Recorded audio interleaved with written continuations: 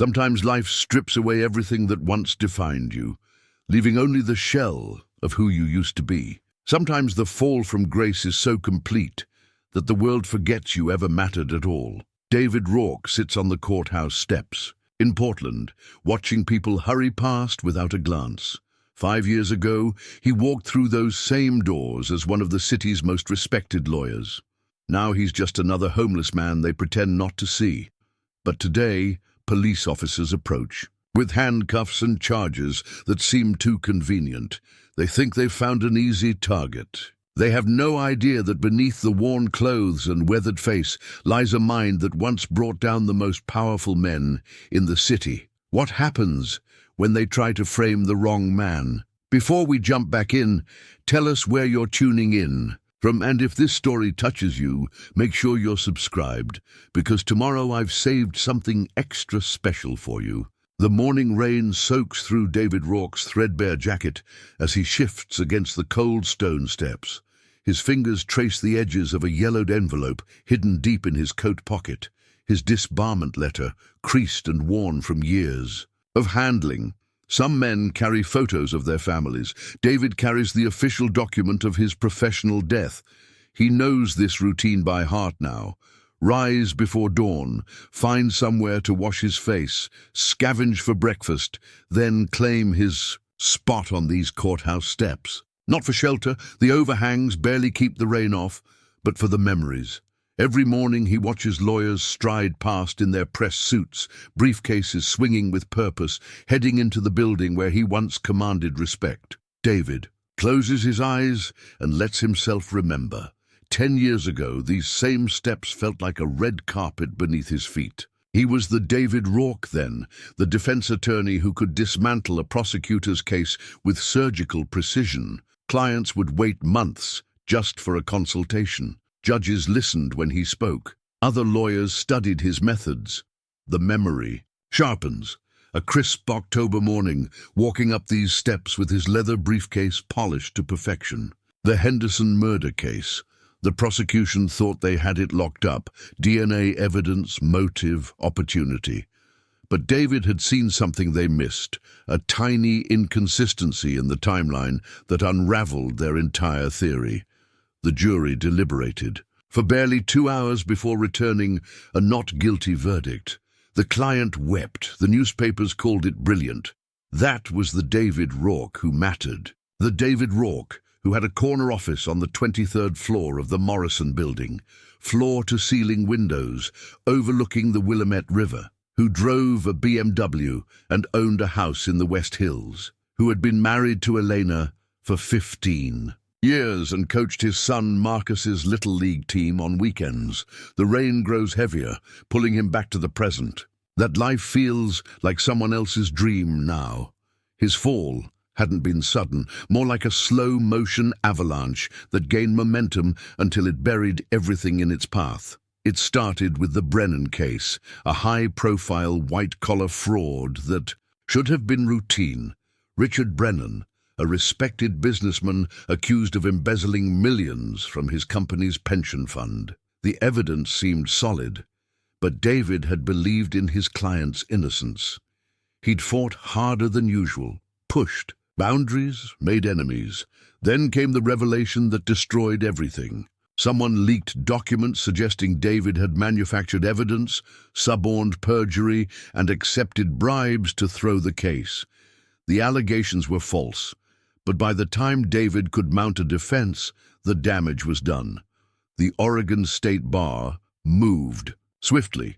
His license was suspended pending investigation, then permanently revoked. Elena filed for divorce before the ink was dry on the disciplinary decision. Marcus stopped returning his calls. The worst part wasn't losing his career or his family. It was discovering that no one believed him. Colleagues he'd considered friends turned away. The legal community that had once celebrated his victories now whispered about his corruption. The truth didn't matter when the lie was so much more interesting. David opens his eyes and watches a young prosecutor hurry past, her heels clicking on the wet pavement. She reminds him of himself at 30, ambitious, righteous, certain that justice always prevails. He wants to warn her that the system she serves so faithfully can turn on her in an instant, but she's already disappeared through the courthouse doors. His stomach growls, reminding him of more immediate concerns. The shelter on Burnside serves lunch at noon, but only to the first 50 people in line. He'll need to move soon if he wants to eat today. But something keeps him rooted to these steps, some stubborn hope that refuses to die despite 5 years of evidence to the contrary. Portland's legal and political landscape has changed dramatically since his exile. New developments sprouting across the city, funded by shadowy partnerships between private developers and city officials. The homeless population has exploded, but the resources to help them have dwindled. David sees the same faces on the streets, day after day, people who've fallen through the cracks of a system that claims to care. From his vantage point on the courthouse steps, he's noticed patterns. Certain types of cases get fast-tracked while others languish. Developers with the right connections see their permits approved overnight. Politicians who once campaigned on reform now vote in lockstep with business interests. The corruption isn't dramatic or obvious. It's subtle, systemic, woven into the fabric of how things get done. David watches a black sedan pull up to the courthouse. 3 men in expensive suits emerge, briefcases in hand, moving with the confidence of people who own the building they're entering. He recognizes the type, power brokers who operate in the shadows, pulling strings and making deals that reshape the city according to their vision. One of them glances in David's direction, and for a moment their eyes meet. The man's expression doesn't change, but David sees the calculation there, the instant assessment that categorizes David as irrelevant, invisible, not worth a second thought. It's a look he's grown accustomed to, the way people see past him, as if he's part of the architecture. The irony isn't lost on him. 5 years ago, he would have been the one in the expensive suit, the one with access to power and influence. Now he's a cautionary tale, a reminder of how quickly fortune can turn. But invisibility has its advantages. People say things around him they would never say around the old David Rourke. They assume he's just another broken man with nothing left to lose. They're wrong about that last part. David has already lost everything that mattered to him professionally and personally. But he hasn't lost his mind, and he hasn't lost his ability to see patterns, to connect dots, to build cases. The skills that made him a brilliant lawyer don't disappear just because the Bar Association revoked his license. A police cruiser rounds the corner, moving slowly through the morning traffic. David tenses instinctively. The relationship between Portland's homeless population and law enforcement has grown increasingly strained. New ordinances make it illegal to sleep in public, to panhandle, to exist in spaces where the city's paying customers might be inconvenienced. David has managed to avoid serious trouble so far, but he knows his luck won't hold forever. The cruiser passes without stopping, but David's unease remains. Something feels different about today, as if the city itself is holding its breath. The men in expensive suits, the police presence, the way conversations seem to stop when he gets too close. It all adds up to something. But he can't see the complete picture yet. He pulls the disbarment letter from his pocket and unfolds it carefully. The paper is soft from handling. The official seal faded but still visible. David Michael Rourke, it reads, is hereby permanently disbarred from the practice of law in the state of Oregon. The words that destroyed his life, reduced to a bureaucratic formula. But even as he reads them, David feels something stirring inside him, a familiar sensation he'd thought was gone forever.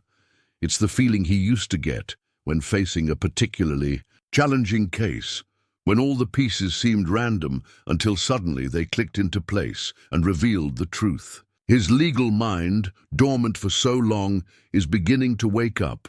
He folds the letter and returns it to his pocket. Whatever's coming, whatever game is being played in the shadows of this city, David Rourke may be a spectator now instead of a player. But he's still watching, still thinking, still capable of seeing what others miss. The rain continues to fall, washing the city clean for another day of secrets and corruption. David pulls his jacket tighter and settles in to wait. In his experience, the truth always surfaces eventually. The only question is whether anyone will be paying attention when it does. The conversation carries clearly across the courthouse plaza, despite the men's attempt at discretion. David has learned that people assume the homeless can't hear, or perhaps that they simply don't matter enough to worry about. Either way, their carelessness becomes his advantage. The waterfront project needs to move faster, says the first man. The one David had noticed earlier. His voice carries the authority of someone accustomed to being obeyed. Every day we delay costs us money. The permits are progressing normally, replies a second voice, nervous and defensive. These things take time. Normal isn't good enough anymore. We have investors breathing down our necks, and the longer this drags out, the more opportunities there are for complications. David pretends to sleep against his pillar, keeping his breathing steady while his mind processes what he's hearing. Waterfront development in Portland is big business. Billions of dollars in potential revenue, enough to change the city's skyline forever. But it's also heavily regulated, requiring environmental impact studies, community input sessions, and approval from multiple city departments. What about the homeless encampment? Asks a third voice. They're not going to move willingly. That's being handled. Officer Martinez has been working with us to document violations, health code issues, drug activity, public safety concerns. We'll have grounds for a sweep within the week. David's blood runs cold. He knows the encampment. They're discussing a collection of tents and makeshift shelters along the riverbank where dozens of people have found temporary refuge. Families, veterans, people like himself who fell through society's cracks. They're not criminals. They're just trying to survive. And if that doesn't work, the nervous voice asks, then we create a reason it has to work. Sometimes you need a catalyst to move public opinion, a crime serious enough to justify clearing the area permanently. The implication hangs in the air like poison.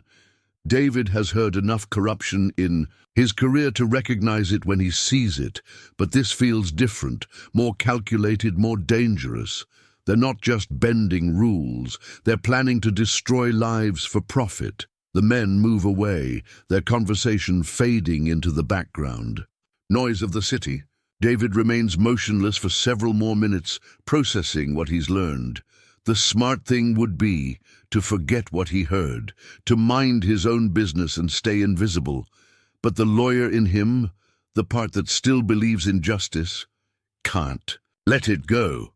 3 days later, David positions himself near the waterfront development site during the lunch hour.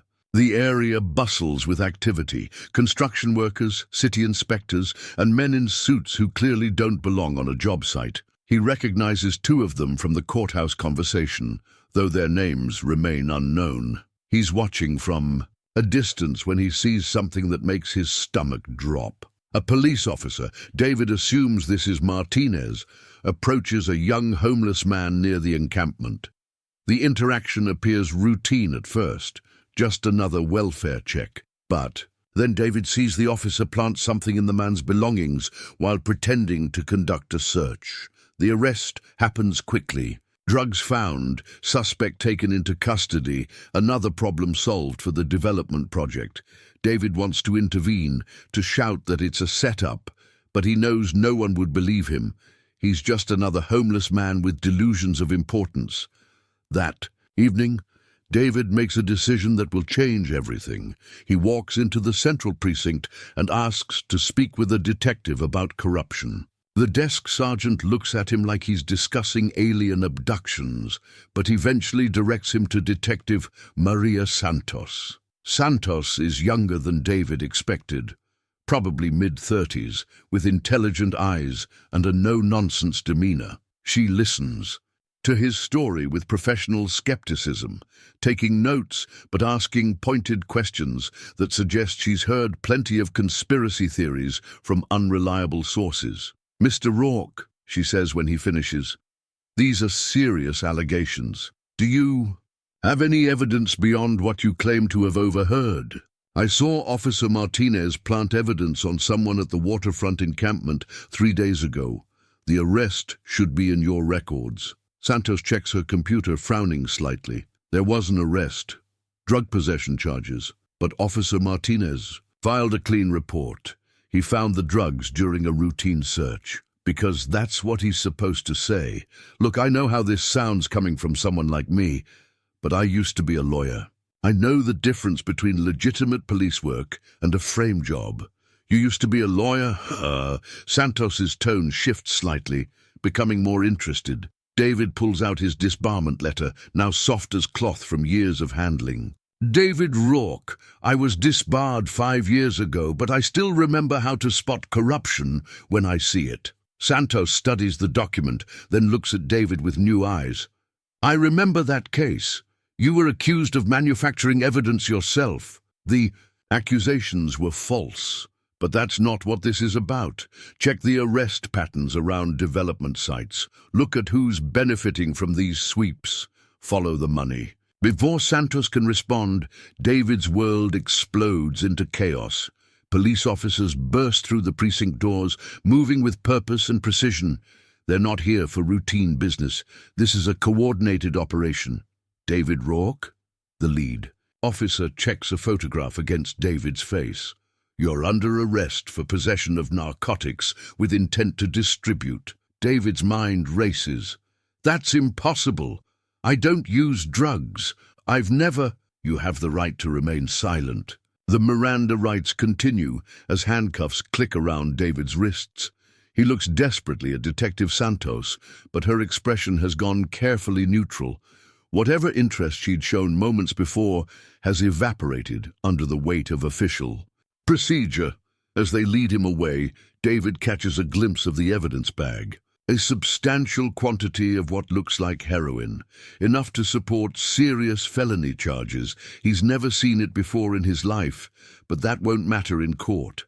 Someone has played this game before, and they're very good at it. The booking process passes in a blur of fingerprints, photographs, and paperwork.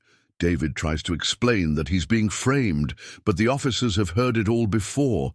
To them, he's just another junkie making excuses. The system processes him with efficient indifference. It's not until his first court appearance that David fully grasps the scope of what's happening to him. He stands before the judge in an orange jumpsuit, hands shackled, while a prosecutor, he doesn't recognize, reads charges that could put him away for 20 years. The bail amount is set deliberately high, far beyond anything a homeless man could possibly raise, but it's the judge that makes David's blood freeze in his veins. The Honorable Cole Mercer, presiding with the kind of casual authority that comes from years on the bench.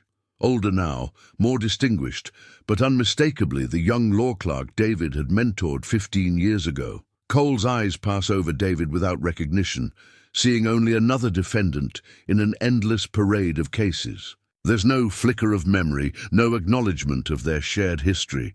To Judge Mercer, David Rourke is just another criminal to be processed and forgotten. The irony would be amusing if it weren't so devastating.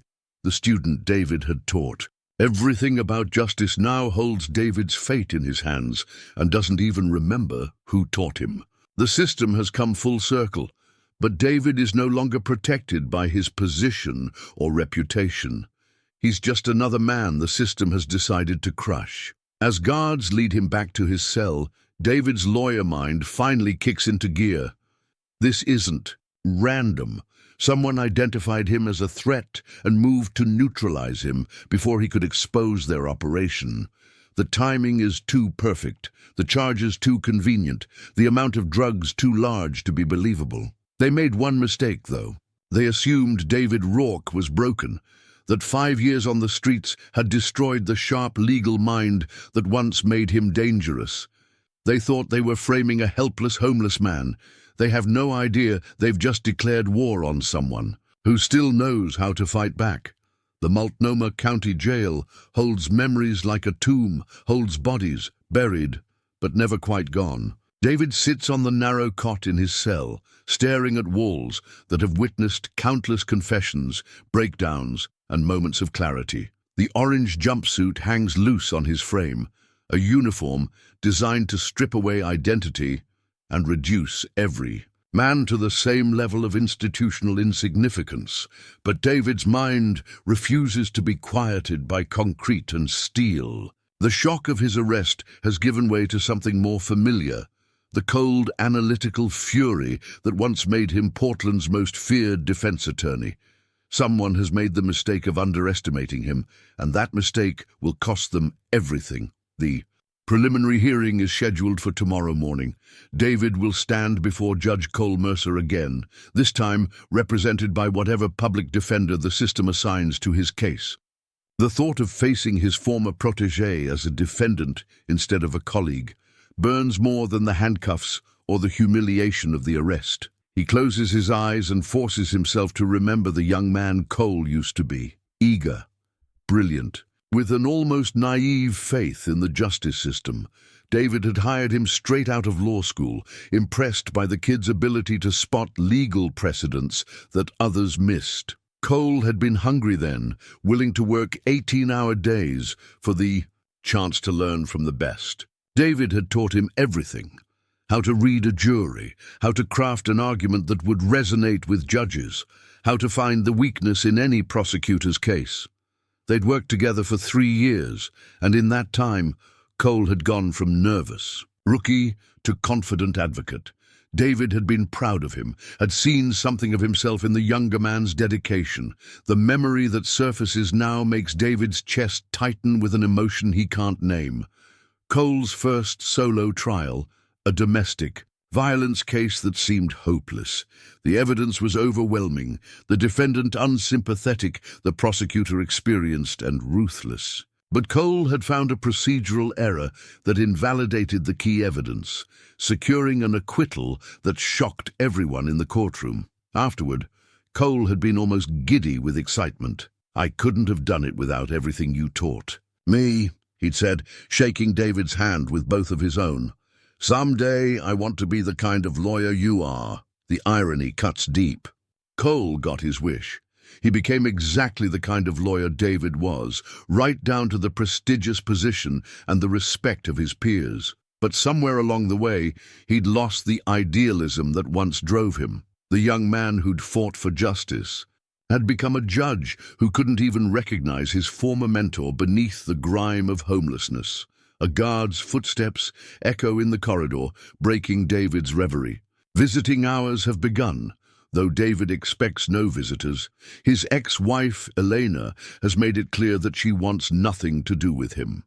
His son Marcus, now 23 and starting his own career, stopped taking David's calls years ago. The few friends he'd thought he could count on had melted away when the scandal broke. But when the guard stops at his cell, David's assumption proves wrong. "Rourke, you've got a visitor." The visiting room is a sterile space designed to prevent any meaningful human connection. Thick glass separates inmates from visitors, communication limited to phones that crackle with static. David takes his seat and picks up the handset, surprised to see Detective Maria Santos on the other side of the barrier. She looks different in civilian clothes, younger, less official, but her eyes carry the same intelligence he'd noticed during their brief conversation at the precinct. She studies him through the glass, as if trying to reconcile the homeless man with the disbarred lawyer. "Mr. Rourke," she says, her voice tinny through the phone, "I've been thinking about what you told me. Before or after I was arrested for drug dealing?" "Both." Santos leans forward slightly. "The timing of your arrest was interesting. Less than 2 hours after you came to me with allegations of police corruption." David feels a flicker of hope. "You think it's connected?" "I think coincidences like that don't happen often in my line of work. I've been looking into the arrest patterns you mentioned. There's something there, but I need more than suspicions to build a case." "What kind of something?" Santos glances around the visiting room, then speaks more quietly. "Drug arrests around development sites have increased by 400% in the last 6 months, all of them involving homeless individuals, all of them resulting in clearance of encampments that were blocking valuable real estate. and Officer Martinez has been involved in 70% of those arrests. His arrest record for this year already exceeds his previous 3 years combined. Santos pauses. That's either remarkable police work or something else entirely. David feels his lawyer instincts stirring. What do you need from me? Right now, stay alive and stay quiet.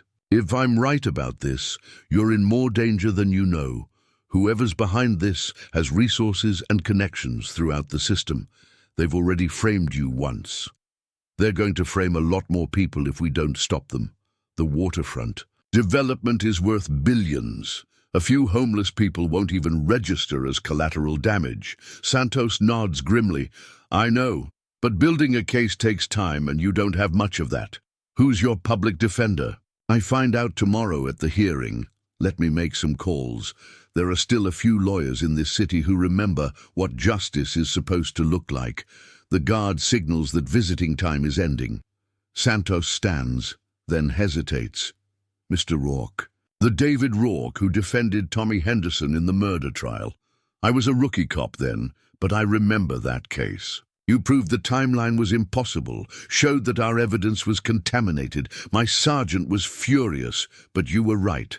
An innocent man would have gone to prison if not for you. That was a long time ago. Not that long. And the man who could see what we all missed, he's still in there somewhere. Santos hangs up the phone and walks away, leaving David alone with his thoughts. Back in his cell, David lies on the narrow cot and stares at the ceiling. The conversation with Santos has given him something he'd almost forgotten: hope. Not just for his own case, but for the possibility that justice might still mean something in a system that seems designed to protect the powerful at the expense of the powerless. Tomorrow, he'll face Cole Mercer again, this time with a public defender who probably graduated from law school last week and sees David as just another case to process quickly. But Santos is right. The man who dismantled the Henderson prosecution is still here, buried under years of defeat and despair, but not dead. David closes his eyes and begins to plan. He may be in jail, he may be facing 20 years in prison, but he still has the one weapon that made him dangerous: his mind. Someone has made the mistake of trying to destroy David Rourke by framing him for a crime he didn't commit. They're about to learn that some mistakes are too expensive to survive. The courtroom feels smaller than David remembers, though perhaps that's because he's viewing it from the defendant's table instead of the attorney's podium.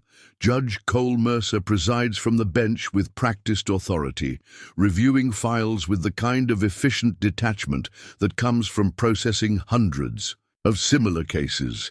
David's public defender arrives barely 5 minutes before the hearing begins. Janet Walsh appears to be fresh out of law school, with nervous energy and a case file so thin it wouldn't stop a paperback novel. She introduces herself with the kind of hurried politeness that suggests she's already mentally moved on to her next client.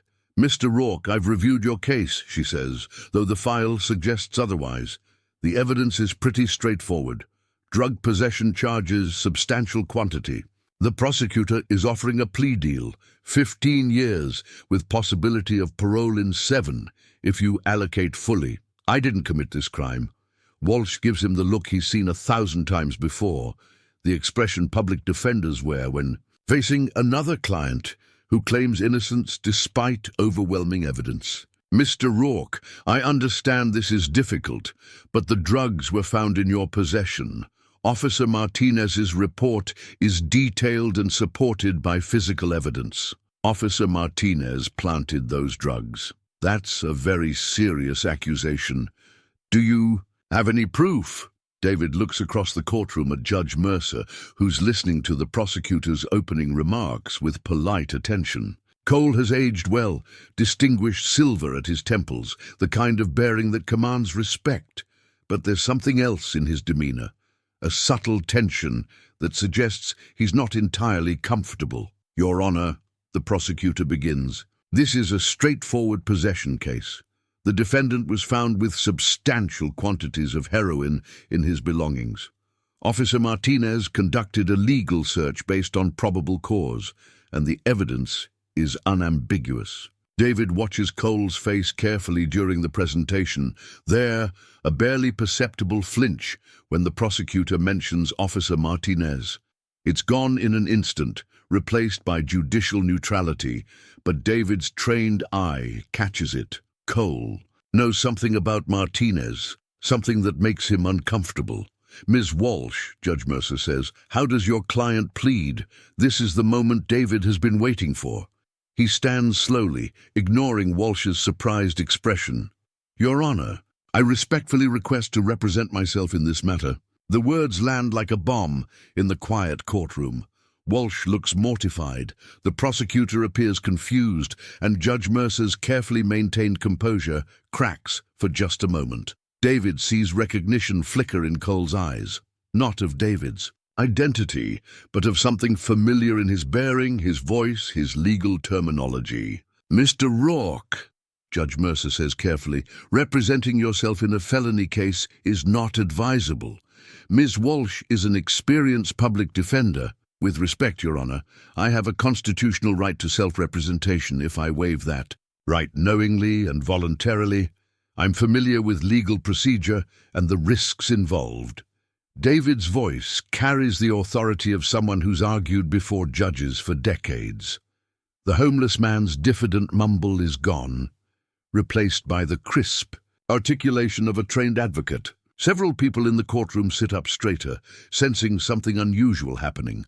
Cole studies David more intently now, his brow furrowed in concentration. "Mr. Rourke, do you have legal training?" "I do, Your Honor." "What kind of legal training?" David meets Cole's eyes directly for the first time. "I'm a graduate of Lewis and Clark Law School, class of 1998. I practiced law in Portland for 12 years before my disbarment in 2019. The courtroom goes dead silent. Even the court reporter stops typing.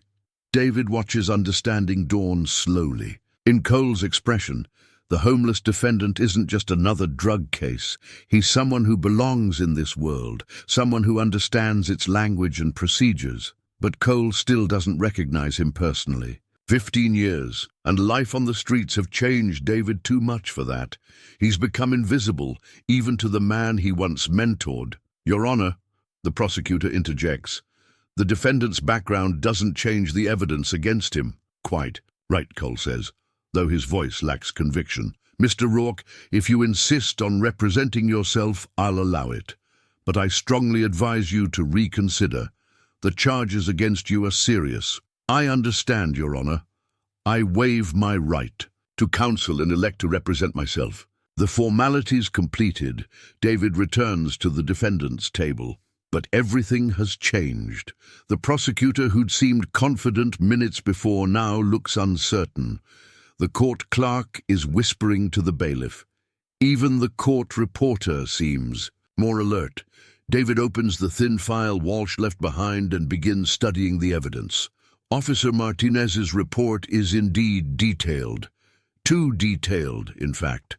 David has read thousands of police reports, and this one has the feel of fiction rather than fact. The timeline is too precise, the observations too convenient, the language too careful. During the lunch recess, David is led back to his cell, but his mind remains in the courtroom. Cole's reaction has given him valuable information. The judge is uncomfortable with this case, which suggests he knows more about the circumstances than he's willing to admit in open court. David requests access to the law library, a right he's entitled to as a pro se defendant.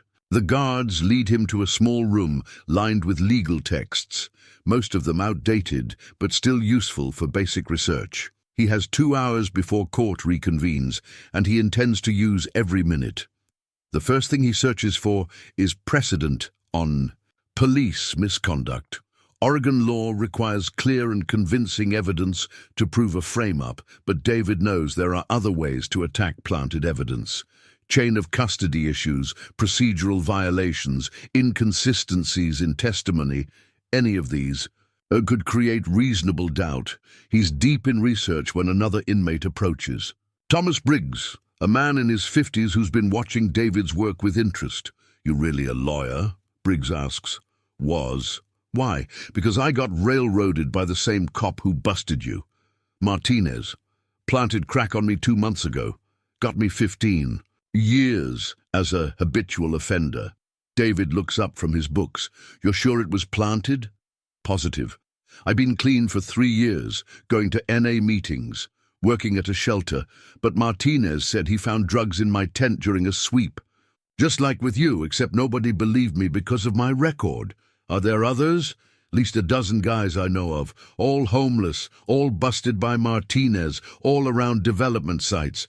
Patterns so obvious even we junkies can see it. David feels pieces of the puzzle clicking into place. Martinez isn't working alone.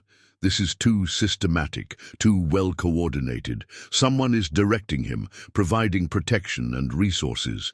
The question is, who has that kind of power and reach within the system? When court reconvenes, David is ready. He stands to address the judge with the confidence of someone who's found solid ground. Your Honor, I move for discovery regarding Officer Martinez's arrest records for the past 12 months, specifically focusing on drug possession cases involving homeless defendants near development sites. The prosecutor objects immediately. Your Honor, this is a fishing expedition. The defendant's case should be tried on its own merits. But David sees something shift in Cole's expression. The judge is listening now, really listening. And David can tell he's remembering something, a conversation, a concern, a pattern he'd noticed but hadn't fully processed. Motion granted, Cole says quietly. The state will provide the requested records within 48 hours. The prosecutor looks stunned. David allows himself a small smile. The game has changed, and for the first time since his arrest, he's not playing defense. Someone has underestimated the homeless man they tried to frame. They're about to discover their mistake. The law library becomes David's sanctuary and war room. Armed with case law from Oregon appellate courts and federal precedents on police misconduct, he works with the methodical precision that once made him Portland's most feared criminal defense attorney. The dusty volumes surround him like old friends, their familiar weight and smell triggering muscle memory from countless nights spent preparing for trial. His first motion lands on Judge Mercer's desk like a precision strike. 43 pages of legal argument, meticulously researched and footnoted, demanding not just Officer Martinez's arrest records, but also financial disclosure statements, work schedules, and communications with city development offices. The document reads like a masterclass in criminal procedure, which it is. The prosecutor, a career civil servant named Catherine Wells, finds herself outgunned for the first time in years. Her response brief is competent but pedestrian, the legal equivalent of bringing a knife to a gunfight. David can see the panic in her arguments, the way she relies on procedural objections rather than addressing the substance of his claims. When they return to court for the hearing on David's motion, the dynamic has shifted completely. Word has spread through the courthouse that the homeless defendant is representing himself with unusual skill. Lawyers linger in the gallery, curious to see the show. Even the court reporter seems more attentive, sensing that something significant is happening. Judge Mercer takes the bench with visible reluctance. David watches his former protégé struggle with recognition that remains just out of reach. Cole knows this legal style, the careful construction of arguments, the strategic use of precedent, the way complex motions are organized for maximum impact. But he can't quite place where he's seen it before. Mr. Rourke, Cole begins, his voice carefully neutral. Your motion is unusually comprehensive for a pro se defendant. You've clearly spent considerable time researching these issues. Thank you, Your Honor. The right to effective assistance of counsel extends to self-representation. I believe thoroughness serves the interests of justice. There it is again, that flicker of almost recognition in Cole's eyes. The phrasing, the cadence, the philosophy behind the words. David can see his former student's mind working, trying to solve a puzzle he doesn't realize he's facing. "Ms. Wells," Cole continues, "what is the state's position on providing the requested documentation?" Wells stands with the stiff posture of someone fighting a losing battle. "Your Honor, the defendant's request is overly broad and constitutes a fishing expedition. His case should be tried on its own merits, not on speculation about other cases." David rises smoothly. "Your Honor, if I may respond, please proceed, Mr. Rourke. The state characterizes my request as speculation, but Oregon law clearly establishes that defendants have the right to discovery when police misconduct is alleged. In State v. Rodriguez, the Oregon Supreme Court held that patterns of officer behavior are directly relevant to credibility determinations. David cites the case from memory, his voice gaining strength with each word. Furthermore, the 14th Amendment requires that defendants have access to evidence that might establish their innocence. Brady v. Maryland established that prosecutors must disclose evidence favorable to the defense, including evidence that might impeach the credibility of state witnesses. Cole leans forward slightly, his attention fully engaged now. This isn't just legal competence, this is mastery. The homeless man before him is arguing constitutional law with the precision of a seasoned appellate attorney. The defendant raises valid points, Cole says slowly. "Ms. Wells, does the state have any objection to providing Officer Martinez's arrest records for the past year?" Wells tries one more time. "Your Honor, we're concerned about privacy issues and the potential for harassment of a dedicated officer." "Officer Martinez's arrest records are matters of public record," David interrupts. "The state's concern about harassment suggests they believe scrutiny of his work might reveal problems. That concern actually supports my argument that discovery is necessary." The exchange continues for another 20 minutes, but the outcome is never in doubt. David has built his case on solid legal ground, while the prosecution struggles with weak objections and circular reasoning.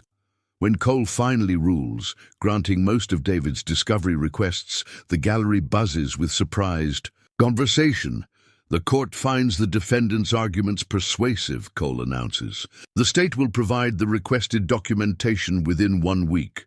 We'll reconvene for a status hearing at that time." As the courtroom empties, David catches a glimpse of Detective Santos in the back row. She nods slightly, a signal that she's been watching, that the investigation into police corruption is moving forward on parallel tracks. Back in his cell that evening, David allows himself a moment of satisfaction. The legal mind that had lain dormant for 5 years is fully awake now, sharpened by adversity and fueled by righteous anger. But he knows this is just the beginning. Winning a discovery motion is one thing.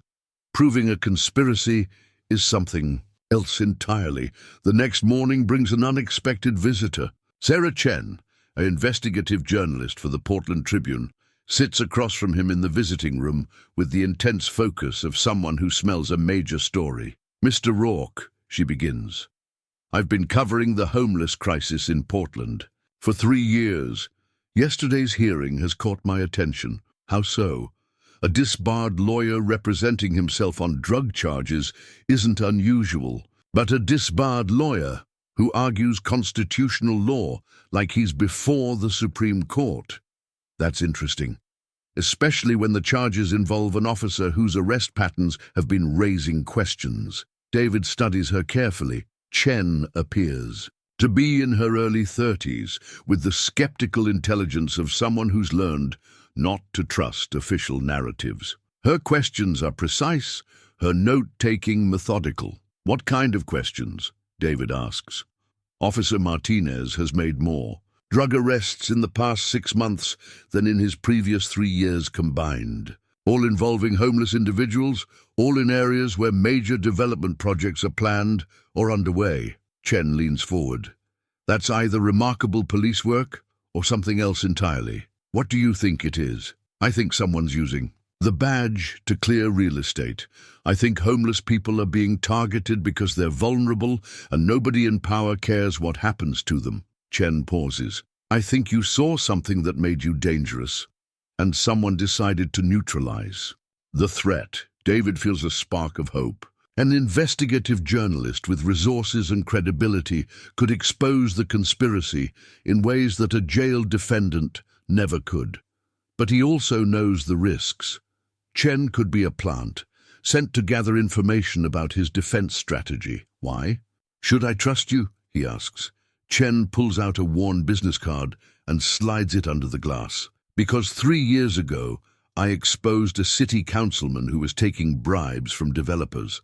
Because I've spent my career fighting for people who don't have a voice, and because right now you and I want the same thing, the truth. They talk for another 30 minutes, with David sharing carefully selected details about what he witnessed, and Chen providing context about the broader development schemes reshaping Portland. By the time visiting hours end, they've reached an understanding. Chen will investigate the connections between development projects and police activity, while David continues building his legal defense. That afternoon, David receives the first batch of discovery materials. Officer Martinez's arrest records for the past year make fascinating reading. 37 drug arrests, 34 involving homeless individuals, 31 occurring within 2 blocks of planned development sites. The pattern is so obvious that even a first-year law student could spot it, but it's the financial records that really catch David's attention. Martinez has made several large cash deposits in recent months, amounts that seem inconsistent with a police officer's salary. There are also records of meetings with city planning officials, real estate developers, and other figures connected to the waterfront project. David spreads the documents across his cell floor like puzzle pieces, looking for connections. His cellmate, Thomas Briggs, watches with interest. You really think you can beat this? Briggs asks. I think I can do more than beat it, David replies. I think I can expose the whole operation. And then what? You think anything changes? You think they don't just find another cop, another way to clear out the inconvenient people? David looks up from the documents. Maybe. But sometimes you fight because it's right, not because you're guaranteed to win. As evening falls, David continues working by the dim cell light. The case against him is starting to crumble under scrutiny, but he knows his real enemies won't go down without a fight. They've invested too much in this development scheme to let one homeless lawyer destroy it. The question is what they'll do next. David has learned that desperate people make dangerous choices, and the people behind this conspiracy have billions of dollars at stake. He's about to find out just how far they're willing to go to protect their investment. Sarah Chen's first article appears on the Portland Tribune's front page 3 days after their jailhouse meeting. The headline reads, "Patterns of Arrest, Questions Raised About Police Activity Near Development Sites." The story is carefully researched and meticulously sourced, laying out the statistical anomalies in Officer Martinez's arrest record without making direct accusations of corruption. David reads the article in his cell, impressed by Chen's ability to present damning evidence while staying within the bounds of responsible journalism. She's connected dots that even he hadn't seen, linking Martinez's arrests to specific development projects, showing how homeless encampments disappeared shortly after police sweeps, demonstrating the financial benefits to developers when problematic. Populations were removed. The article sends ripples through Portland's legal and political establishment. By afternoon, David's case has attracted attention from lawyers he hasn't spoken to in years. 3 different attorneys call the jail requesting meetings, each claiming they want to help with his defense pro bono, but it's the 4th call that surprises him most. David. The voice on the phone is familiar, though strained with emotion. It's Michael Crawford. Crawford had been David's law partner during the good years, when their firm was considered one of Portland's elite criminal defense practices. He'd also been one of the first to distance himself when the scandal broke, cutting ties so quickly that David barely had time to process the betrayal. Michael. David keeps his voice neutral. I didn't expect to hear from you. I've been following your case. What you're doing in there, representing yourself, the legal arguments you're making, it's impressive work. It's the old David I remember. The old David who was supposedly corrupt. The one you couldn't get away from fast enough. Crawford's silence stretches long enough to be uncomfortable. I owe you an apology for that. Several apologies, actually. But right now, I'm calling because I think you need help. Real help, not just legal representation. What kind of help? The kind that involves understanding who you're really fighting.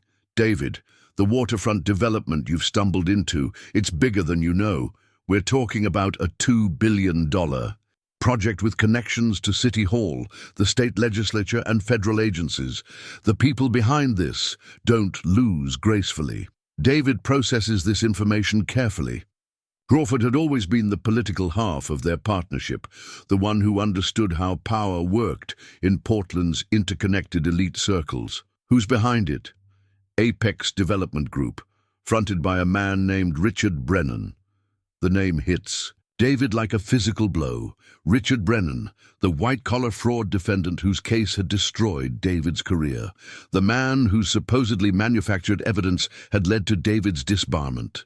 The man David had believed innocent right up until the moment the Oregon State Bar decided otherwise. That's impossible, David says. Brennan was convicted. He's in federal prison. Was convicted. Was in federal prison. He got out 8 months ago on appeal. New evidence mysteriously surfaced that supported his claims of innocence. His conviction was overturned, his reputation restored. Now he's back in business, bigger than ever.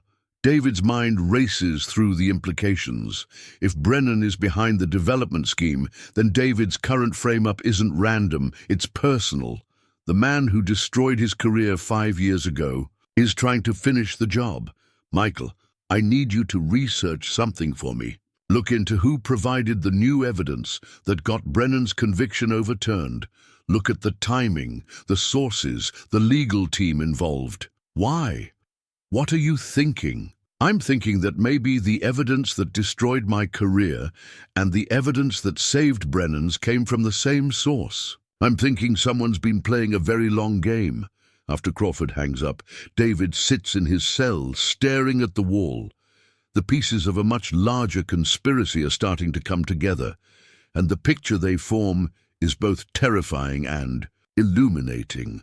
His disbarment hadn't been the result of his own mistakes. It had been orchestrated by the same people who are now trying to frame him for drug dealing. The next morning brings news that changes everything. Detective Santos arrives for another visit, but her demeanor is different, more urgent, more concerned. "We need to talk," she says as soon as they're connected by phone. "Things are moving faster than I expected." "What's happened?" "Officer Martinez is dead." David feels the blood drain from his face. "What?" "Car accident last night. Single vehicle, lost control on a curve, hit a tree, no other cars involved, no witnesses." Santos's expression is grim. Very convenient timing, considering he was supposed to be deposed in your case tomorrow. You think it was murder? I think coincidences like this don't happen in my experience. Martinez was our best lead into the corruption scheme. Now he's gone, and with him any chance of getting testimony about who was directing his activities. David absorbs this information, trying to understand what Martinez's death means for his case.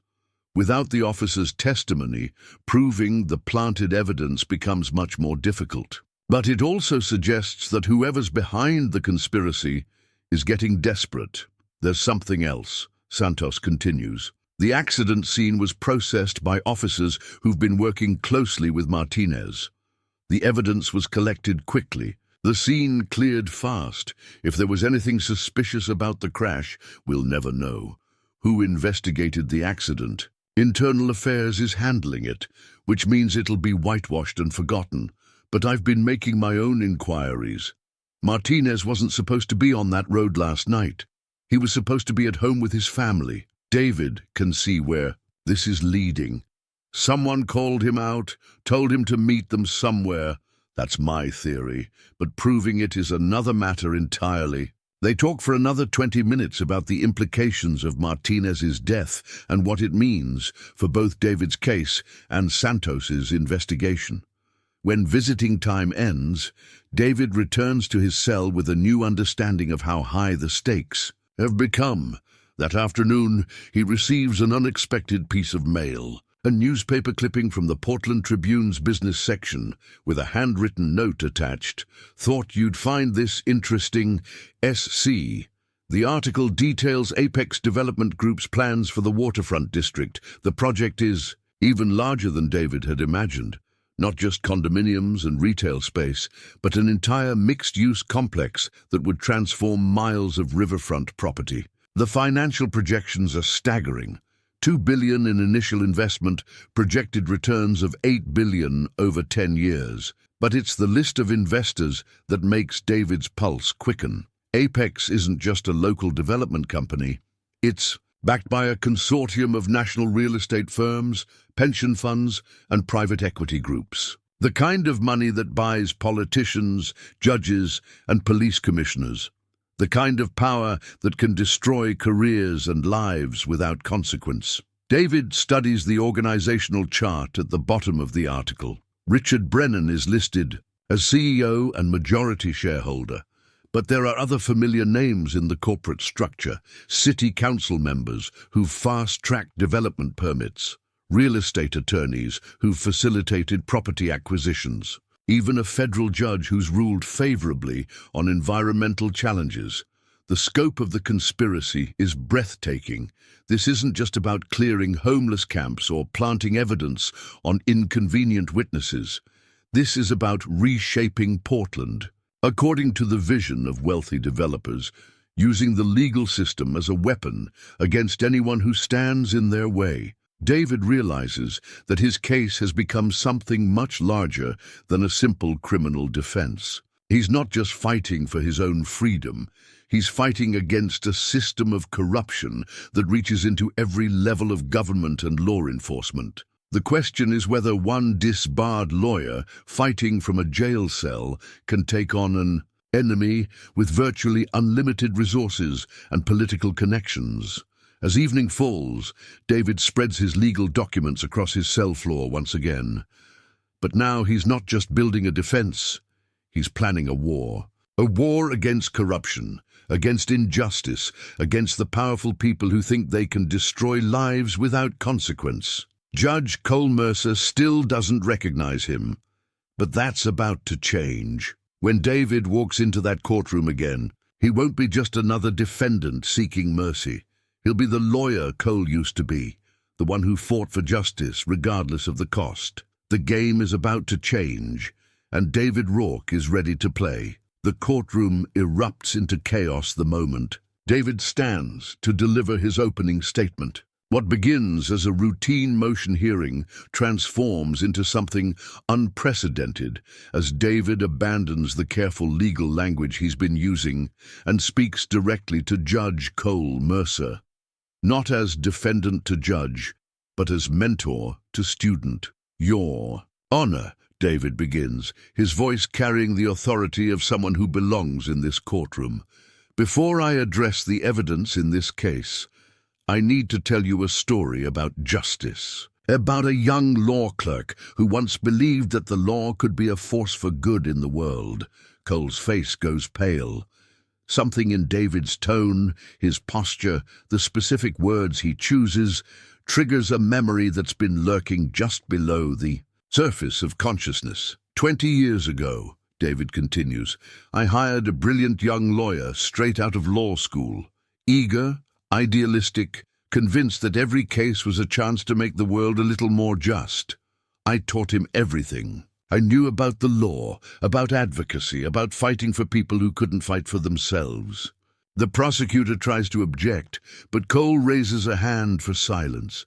His eyes are locked on David's face, and recognition is dawning like a terrible sunrise. That young lawyer's first solo case was People versus Henshaw. Domestic violence seemed hopeless, but he found a procedural error that invalidated the key evidence. Afterward, he told me he wanted to be the kind of lawyer I was. David pauses, letting the words sink in. His name was Cole Mercer. The silence in the courtroom is absolute.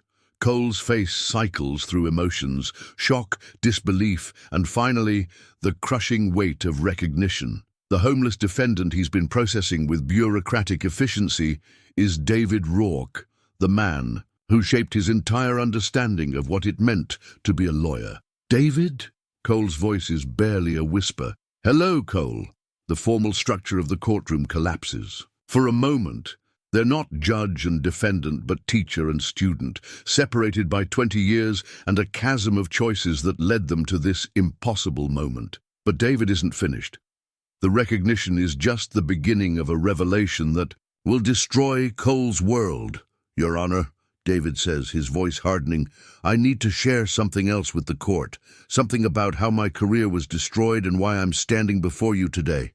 Cole tries to regain his composure, to restore the formal boundaries of the courtroom. Mr. Rourke, if you have evidence relevant to your case, I have evidence relevant to your career, Cole. Evidence about who really manufactured the documents that destroyed my reputation. Evidence about who's been pulling the strings in this city for years. David pulls out a folder he's been saving for this moment. Inside are documents that Michael Crawford provided, financial records, communication logs, and most damning of all, a series of emails between Cole Mercer and Richard Brennan dating back 6 years. Ladies and gentlemen, David announces to the packed courtroom, I present evidence that Judge Cole Mercer has been taking bribes from Apex Development Group since 2018, that he helped manufacture the evidence that led to my disbarment in order to remove a lawyer who might have threatened their development schemes, that he's been using his position on the bench to protect a conspiracy involving billions of dollars in corrupt real estate deals. The courtroom explodes into chaos.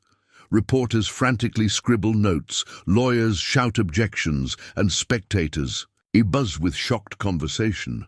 But David's voice cuts through the noise like a blade. The homeless man you've been trying to frame for drug dealing is the same lawyer who taught you that justice was worth fighting for. The same lawyer whose career you destroyed to protect your real clients, not the people of Oregon, but the developers who've been paying you to clear the way for their projects. Cole's face has gone from pale to ashen. He grips the edge of the bench as if it's the only thing keeping him upright. These are serious allegations, Mr. Rourke. Do you have proof?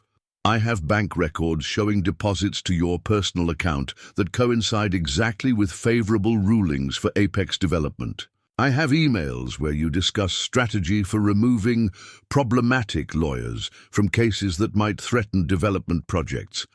I have testimony from Officer Martinez, recorded before his convenient death, describing how you coordinated with him to plant evidence on homeless individuals. David pulls out a small recording device. Before Martinez died, he was scared. Scared enough to contact Detective Santos and provide a full confession. Scared enough to implicate everyone involved in the conspiracy, including the judge who's been protecting the operation. The recording is crystal clear. Martinez's voice, shaky with fear, describes years of planting evidence under Cole's direction.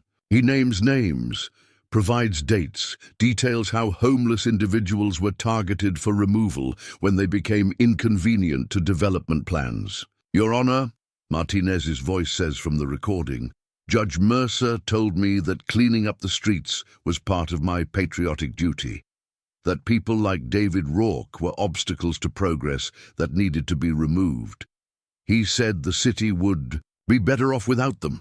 Cole stands abruptly, his judicial composure completely shattered. This is impossible. Martinez is dead.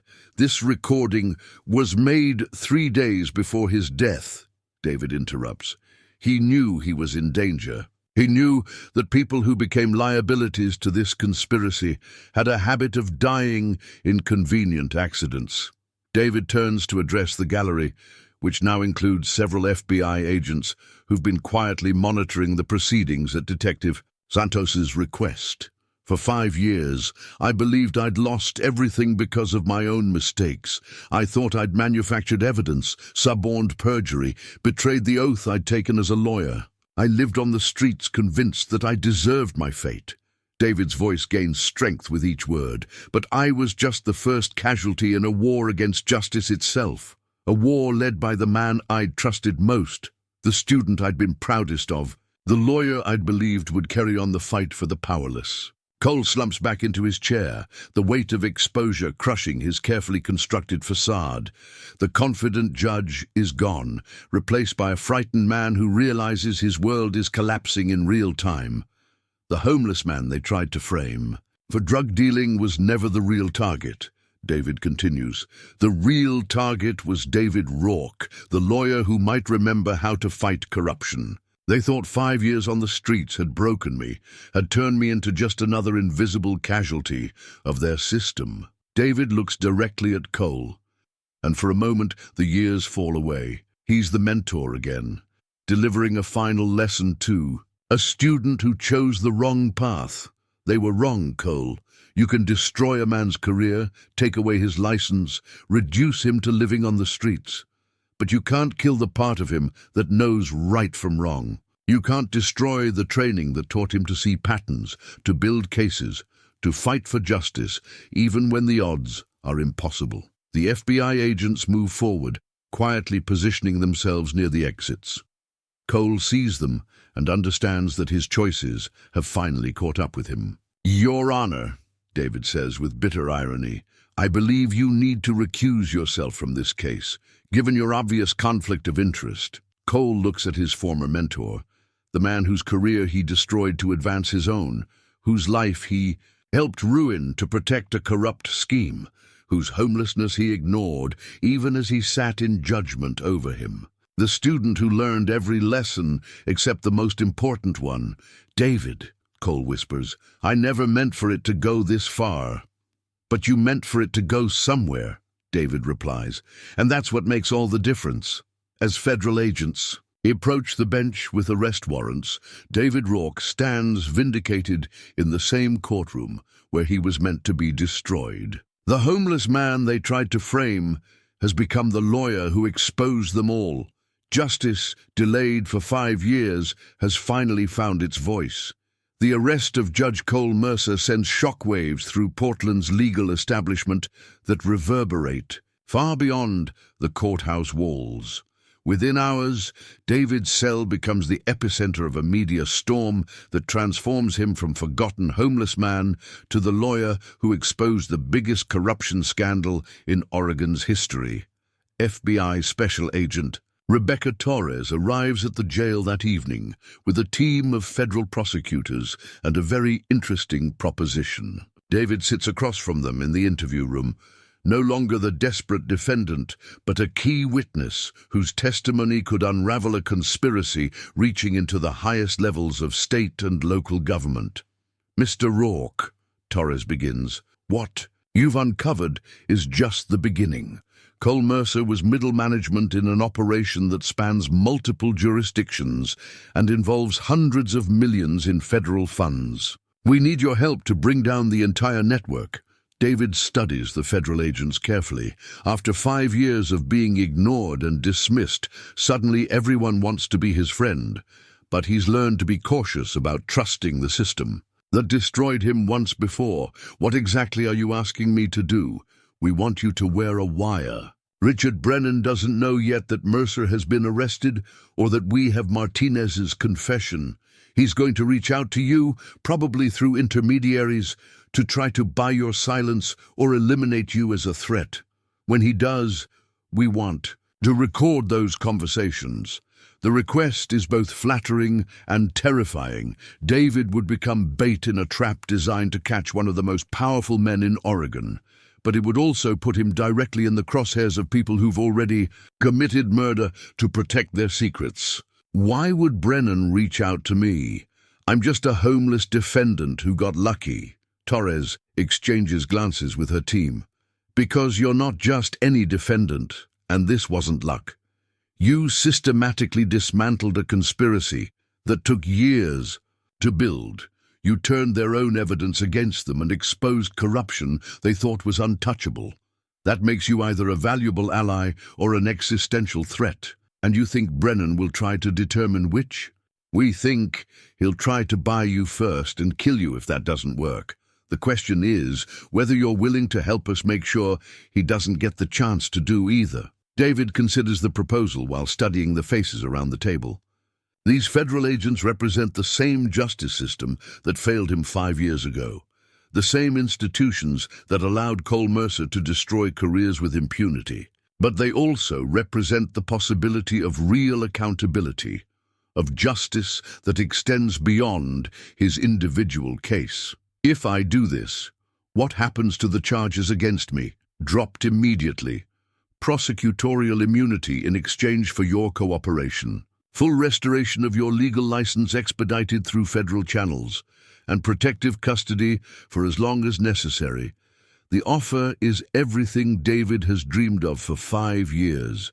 Vindication, restoration, and the chance to practice law. Again, but he's learned that deals that seem too good to be true usually are. I want to see the agreement in writing. I want guarantees about my safety and the safety of Detective Santos and Sarah Chen.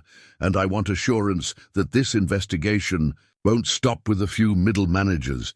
It goes all the way to the top, no matter who gets hurt. Torres nods approvingly. You negotiate like a lawyer, Mr. Rourke. I am a lawyer, Agent Torres. I never stopped being one, even when the state tried to convince me otherwise. The next morning, David is released from jail into federal custody, though the transition is kept secret from all but essential personnel.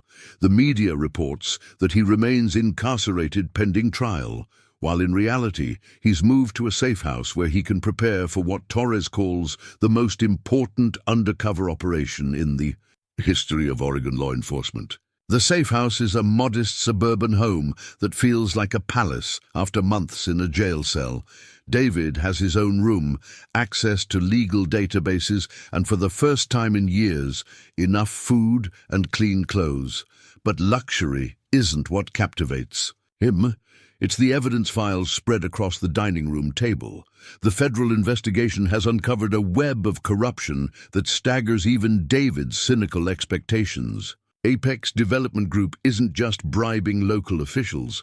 They're part of a national network that has systematically corrupted municipal governments across the Pacific Northwest. Portland is just one of dozens of cities where homeless populations have been targeted for removal to clear valuable real estate. The financial records tell a story of breathtaking greed. Federal housing funds intended for homeless services were diverted to development projects. Environmental protection grants were used to purchase land that was then rezoned for commercial use. Even disaster relief money found its way into the pockets of developers who claimed to be rebuilding communities they'd actually destroyed. David spends 3 days studying the evidence, preparing for the confrontation that will determine whether justice truly prevails or whether powerful people continue to operate above the law. His legal mind, fully awakened now, dissects the conspiracy with surgical precision. The call comes on Thursday morning, exactly as Torres predicted. A smooth voice on the phone claiming to represent interested parties who would like to meet with Mr. Rourke to discuss mutual interests. The meeting is set for that afternoon at a downtown restaurant. Neutral ground where reasonable people can have reasonable conversations. David adjusts the wire hidden beneath his shirt and reviews his instructions one final time. He's not just gathering evidence now. He's walking into a confrontation with the man who destroyed his life, armed with the truth and the determination to see justice done. As he walks through downtown Portland toward the restaurant, David reflects on the journey that brought him to this moment. 5 years ago, he lost everything: career, family, reputation, hope. He became invisible, just another homeless man that society preferred to ignore. But invisibility taught him things that success never could. It showed him how power really works, how the system treats people who can't defend themselves, how corruption flourishes when decent people look the other way. It gave him a perspective that no amount of legal training could provide, the view from the bottom, where justice is not an abstract concept but a desperate necessity. The restaurant is elegant and expensive, the kind of place where Portland's elite gather to make deals that reshape the city according to their vision. David approaches the hostess with the confidence of someone who belongs here, though his simple clothes and weathered face mark him as an outsider. "I'm here to meet Richard Brennan," he says. The hostess directs him to a private dining room where two men wait at a table set for three. One is Brennan, older now than when David defended him, but still carrying himself with the arrogance of someone who believes money can solve any problem. The other is younger, probably a lawyer, with the sharp suit and careful demeanor of someone who specializes in making problems disappear. "David Rourke," Brennan says, standing to shake hands as if they're old friends meeting for lunch. "You've caused quite a stir in our city." "Have I?" David takes his seat, noting the positioning of the recording device in his jacket pocket. "I thought I was just defending myself against false charges." "False charges, yes, about that." Brennan's smile doesn't reach his eyes.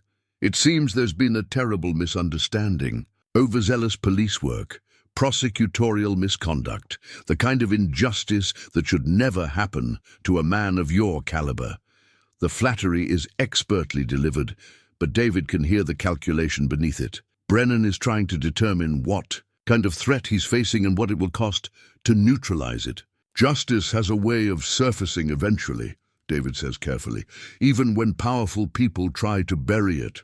"Indeed it does, which is why I wanted to meet with you personally, to ensure that justice is served properly. You've suffered a terrible injustice, David, both in this recent matter and in the events that led to your disbarment. Perhaps it's time those wrongs were made right."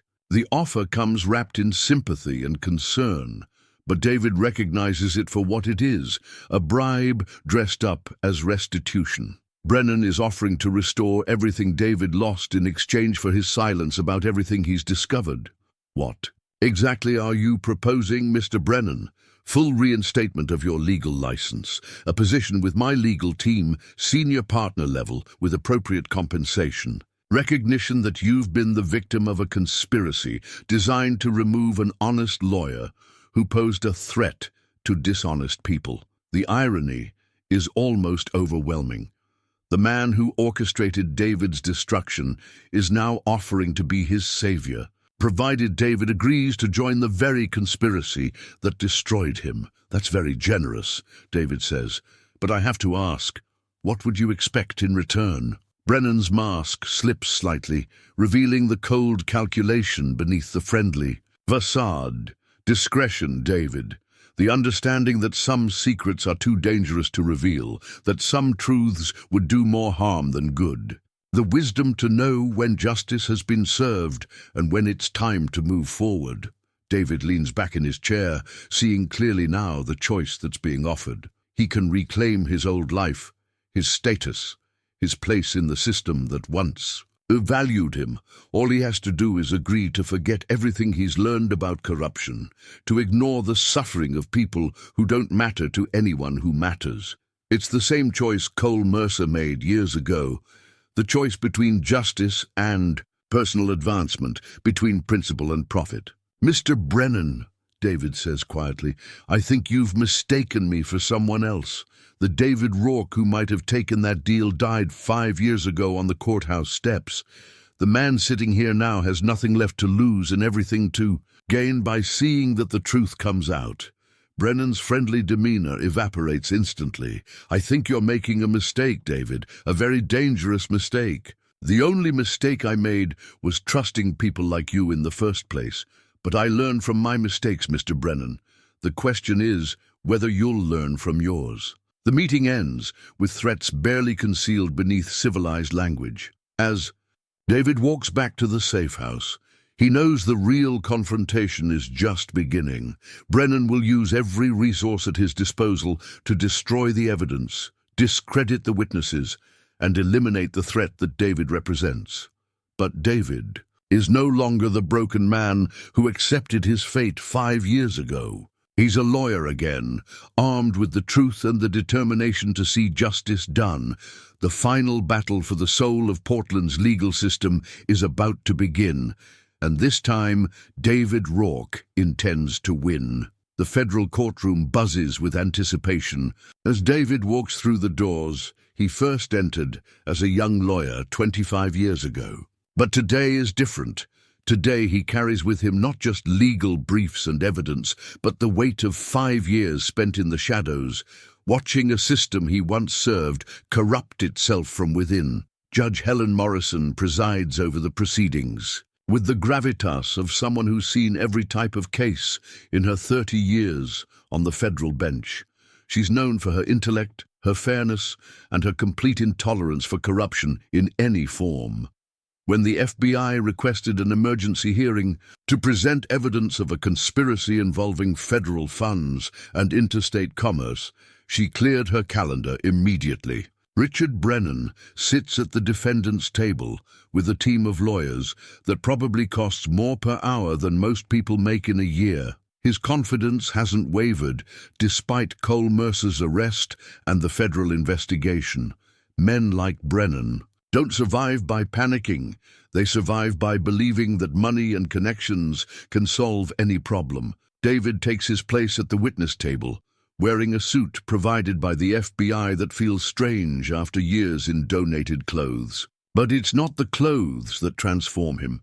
It's the return of purpose, the knowledge that everything he's endured has led to this moment. Federal Prosecutor James Mitchell stands to address the court, his opening statement laying out a conspiracy so vast and systematic that even experienced court observers shift uncomfortably in their seats. Your Honor, the evidence will show that over the past 6 years, a criminal enterprise led by Richard Brennan has systematically corrupted municipal governments throughout the Pacific Northwest.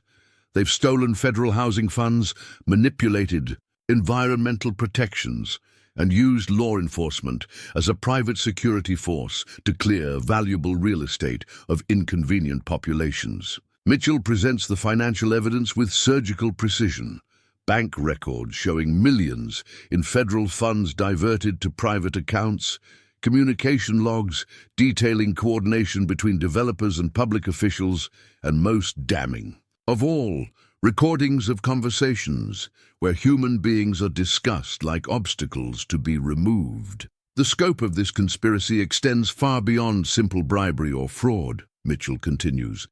This is racketeering on a scale that has destroyed communities, displaced thousands of vulnerable people, and corrupted the very institutions meant to protect them. David watches Brennan's reaction carefully. The developer's expression remains neutral, but David can see the calculation behind his eyes, the assessment of threats, the consideration of options, the confidence of someone who's faced serious accusations before and emerged unscathed. When Mitchell calls David to the stand, the courtroom falls silent. This is the moment everyone has been waiting for, the testimony of the lawyer who uncovered the conspiracy while fighting for his own survival. Mr. Rourke, Mitchell begins, please tell the court about your background and how you came to be involved in this case. David speaks clearly and deliberately, recounting his career as a criminal defense attorney, his disbarment, and the 5 years he spent homeless on Portland streets. He describes witnessing the meeting between developers and officials, his arrest on fabricated charges, and his growing realization that he was fighting not just for his own freedom, but against a system of corruption that had consumed the institutions he once respected. During your time representing yourself in the criminal case, did you uncover evidence of the conspiracy alleged here today? I did. Officer Martinez's arrest patterns were statistically impossible unless they were coordinated with outside parties.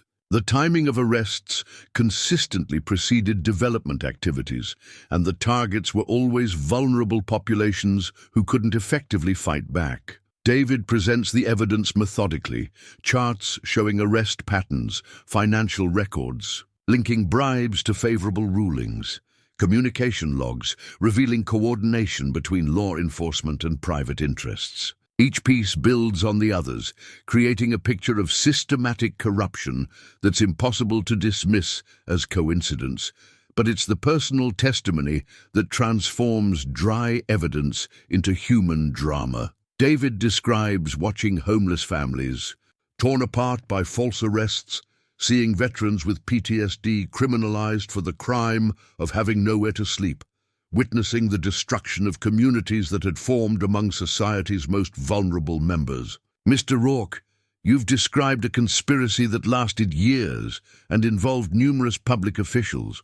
Why didn't anyone else come forward? David looks directly at Brennan as he answers. Because the people who knew what was happening were either bought off, intimidated, or made to disappear, and the people who were being hurt, the homeless, the addicted, the mentally ill, nobody listens to them. They're invisible to everyone who matters.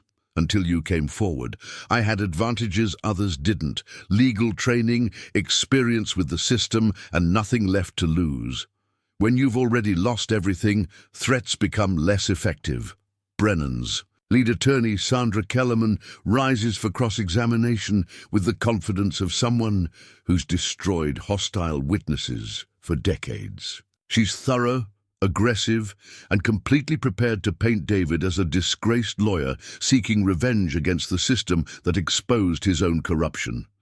Mr. Rourke, isn't it true that you were disbarred for manufacturing evidence in a criminal case?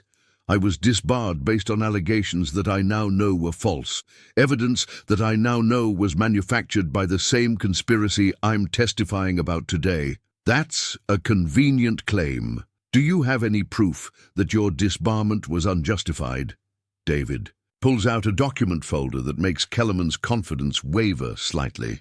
I have Richard Brennan's own communications, obtained during the federal investigation, discussing the need to remove me as a threat to their development projects. I have evidence that the documents used to support my disbarment were created by the same people who are on trial here today. The revelation sends ripples through the courtroom. Brennan's dispassionate mask finally cracks, revealing the anger and fear beneath. He whispers urgently to Kellerman, who struggles to maintain her composure. Your Honor, Kellerman says, we object to the introduction of evidence that wasn't provided during discovery. Actually, David interrupts, these documents were provided to your client's counsel yesterday evening in accordance with federal rules. Perhaps Mr. Brennan failed to share them with his legal team. Judge Morrison intervenes before the situation escalates further. The court will review the documents in question. Proceed with your cross-examination, counselor, but the damage is done.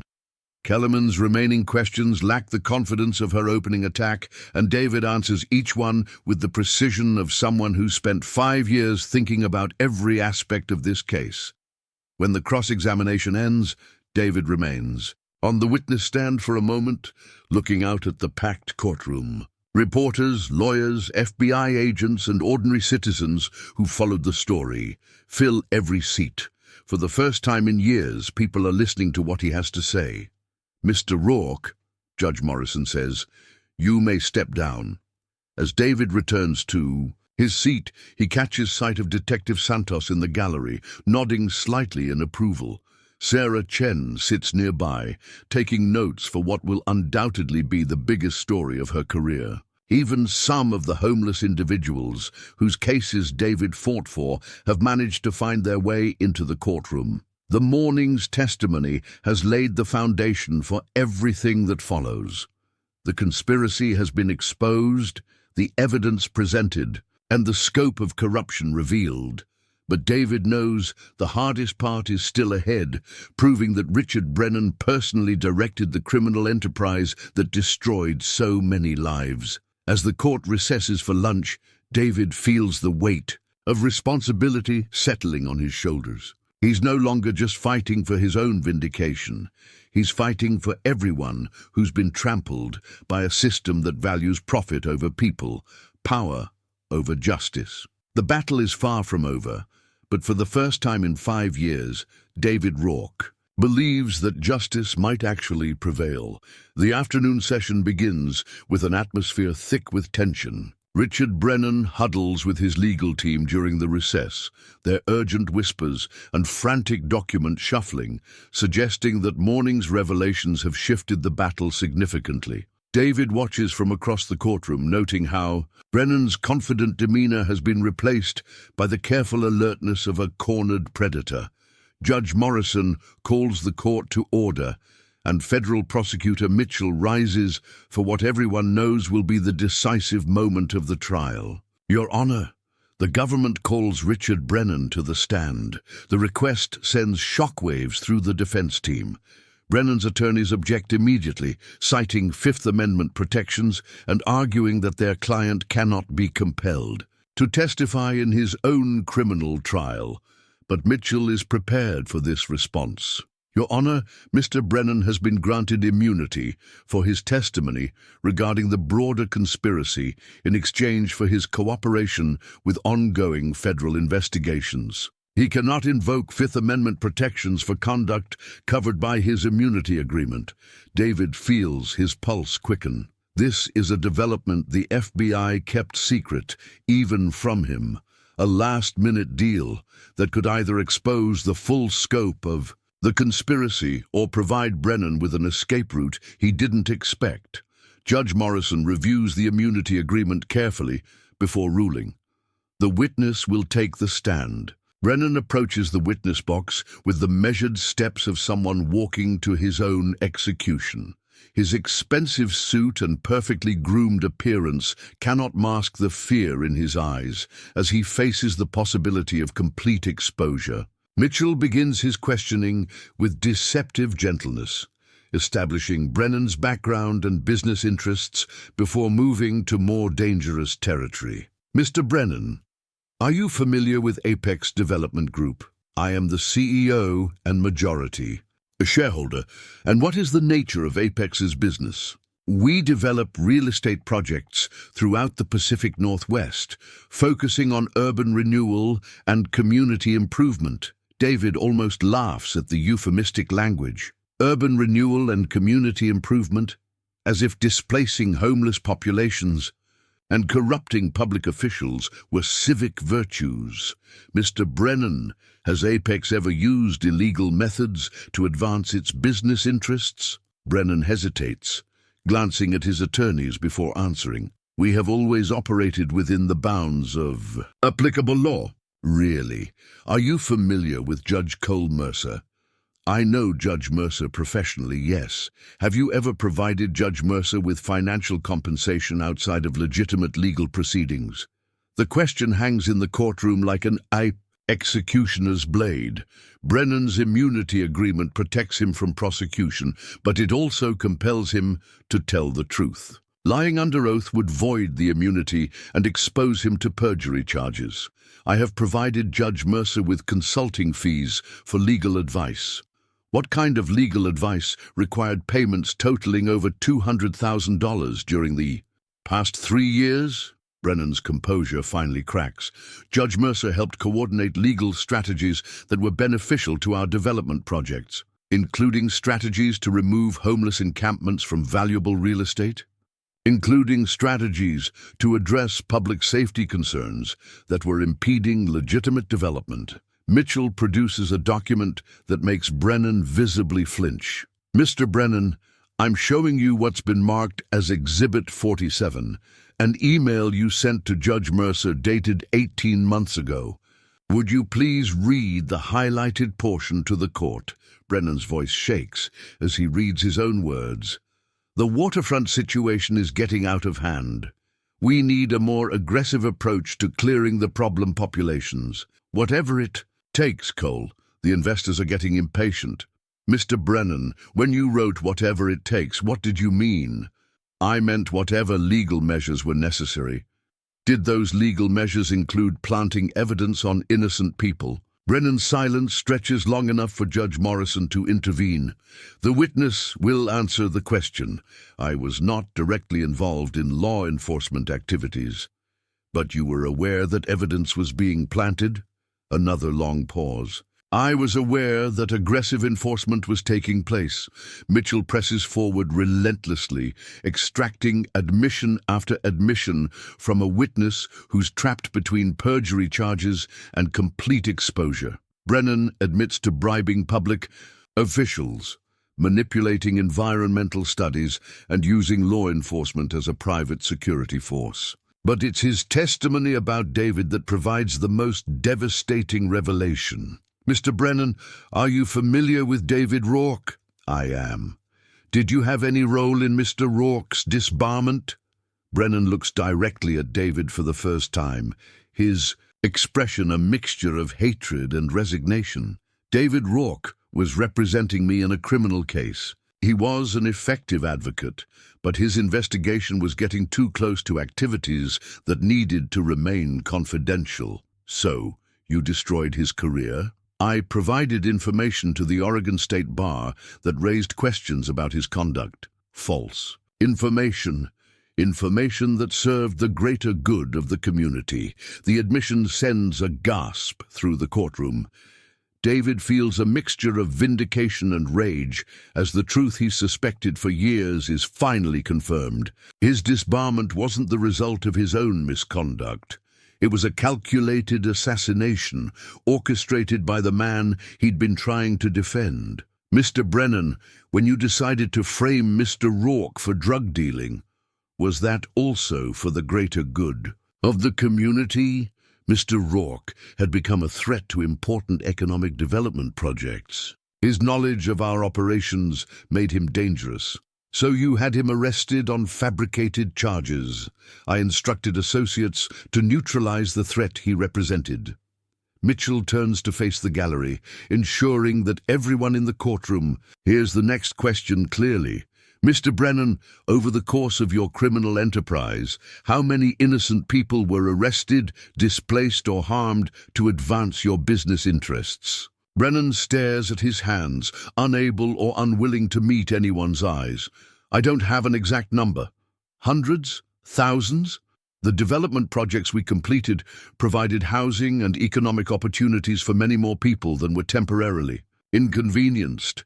The clinical language cannot disguise the human cost of Brennan's conspiracy. Families destroyed, lives ruined, communities scattered, all reduced to temporary inconvenience in service of profit margins. When Mitchell finishes his questioning, the courtroom sits in stunned silence. Brennan's testimony has exposed a level of corruption that exceeds even the government's initial allegations.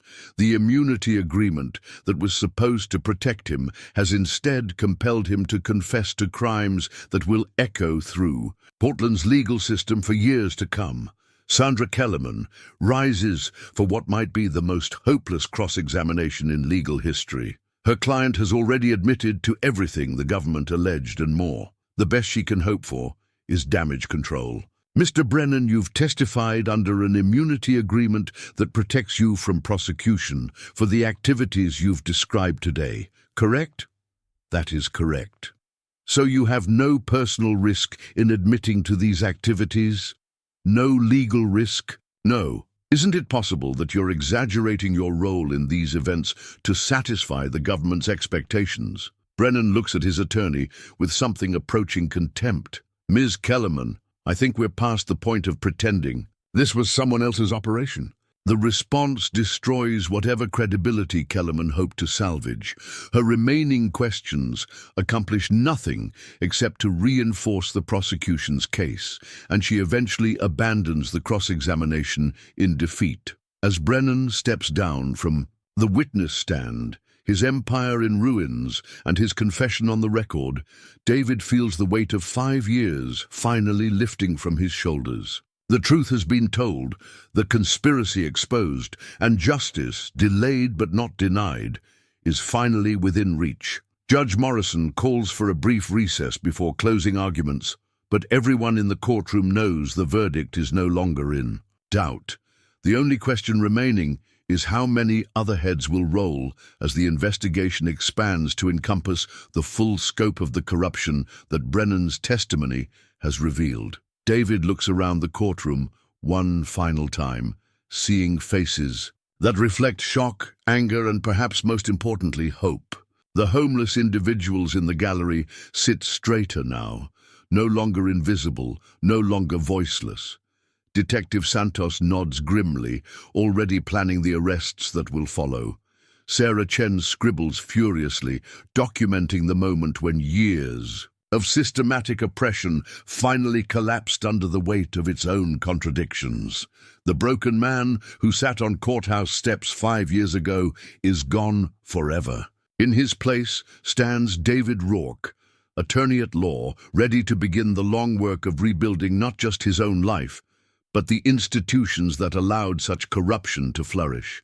Justice has been served, but the real work is just beginning. 6. Months after Richard Brennan's confession rocked Portland's legal establishment, David Rourke stands in the lobby of a modest building in southeast Portland, reading the simple sign that bears his name: Rourke and Associates, Legal Services for those who need them most. The office is small, the furniture second-hand, and the neighborhood far from prestigious.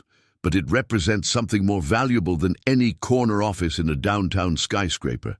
It represents justice restored and purpose reclaimed. The Oregon State Bar moved with unprecedented speed to reinstate David's license once the truth of his disbarment emerged. The ceremony was brief and formal, but the significance was profound. After 5 years of exile, David Rourke was officially a lawyer again.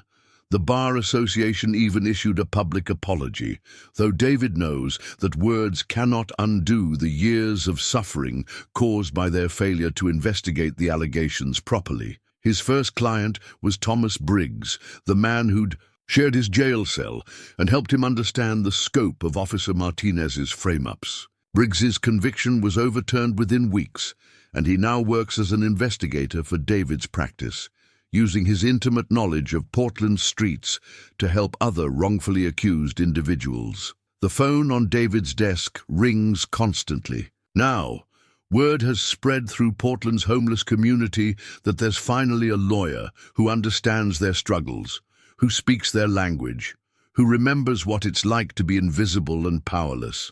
The clients can rarely pay, but David doesn't practice law for money anymore. He practices it for the same reason he became a lawyer in the first place, because everyone deserves someone to fight for them. Detective Santos stops by the office regularly, bringing cases that the system might otherwise ignore. Her investigation into police corruption has expanded far beyond Martinez and his planted evidence, uncovering a network of misconduct that reaches into multiple precincts. Several officers have been fired, others face criminal charges, and the entire department is undergoing federal oversight.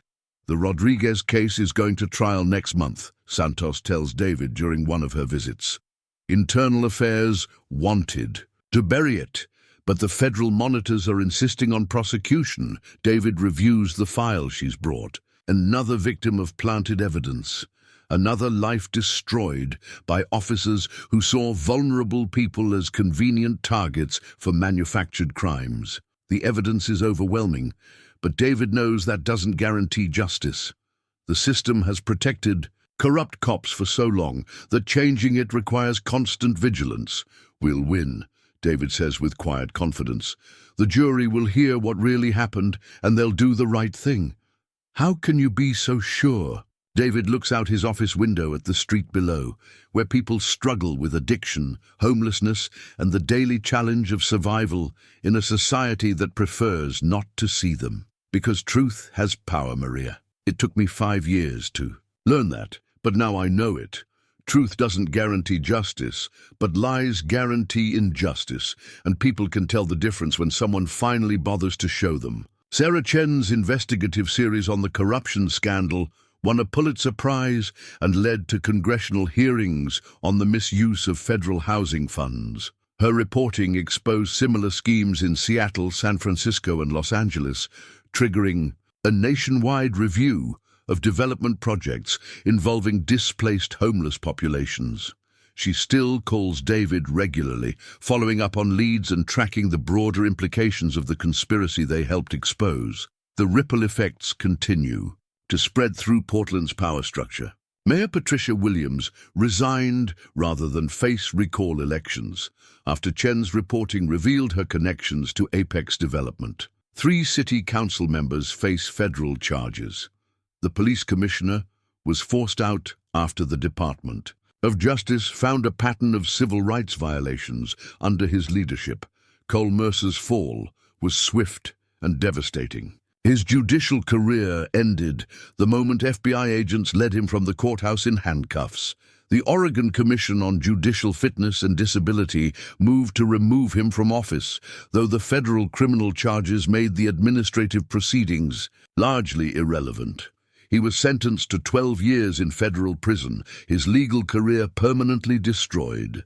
David attended Cole's sentencing hearing, not out of vindictiveness, but from a sense of professional obligation. As Cole stood before Judge Morrison to receive his punishment, David saw not the corrupt judge who had tried to destroy him, but the young lawyer he had once mentored, brilliant, ambitious, and ultimately lacking the moral foundation to resist temptation when it presented itself. After the hearing, Cole's wife approached David in the courthouse hallway. She was crying, her face etched with the kind of devastation that comes from discovering that the person you trusted most was living a lie.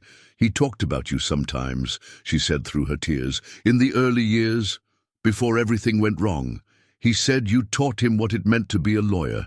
I keep wondering what happened to that person." David had no answer for her. The transformation from idealistic young lawyer to corrupt judge wasn't something that happened overnight. It was a series of small compromises, tiny moral failures that accumulated over time until the original person was unrecognizable. But understanding the process didn't make the outcome any less tragic. Richard Brennan received a 25-year sentence despite his cooperation with federal investigators. His testimony led to dozens of additional arrests and the recovery of hundreds of millions in stolen federal funds, but Judge Morrison made clear that cooperation couldn't erase the human cost of his crimes. "Mr. Brennan," she said at sentencing, "you have shown us what happens when greed and power combine with a complete disregard for human dignity. The people you displaced, the lives you destroyed, the institutions you corrupted, these cannot be undone by your belated honesty." Apex Development Group was dissolved, its assets seized to provide restitution for victims of the conspiracy. The waterfront property that had been the center of so much corruption became the site of a new homeless services center funded by the recovered assets and designed with input from the community it serves. David's personal life has slowly begun to heal as well. His ex-wife Elena reached out after his vindication became public, offering an apology for her failure to believe in his innocence.